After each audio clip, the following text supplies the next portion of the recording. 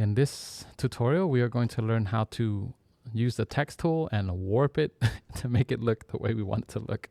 So the whole theme today is warp it, warp it, warp it. All right, so back to Photoshop. I don't care for these layers, so I'm going to delete them by clicking that, don't show again, and clicking here and clicking the trash can.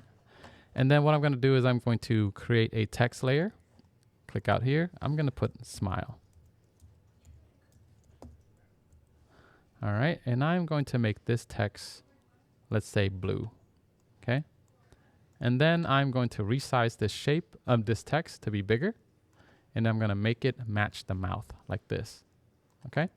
So it might be a bit too big, so I'll make it a little bit smaller, let's say about this big instead. And then you can double click into this, and you can warp it.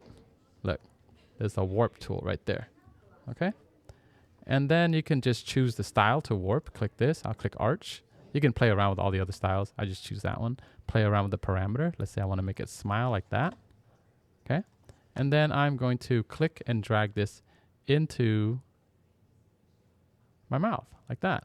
And that's how you warp shape. Now, let's try to free transform this.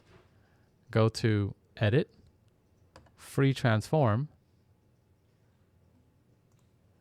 And then I'm going to try to warp it, and look, we just get the basic one again, like that. Okay, unless I change this style.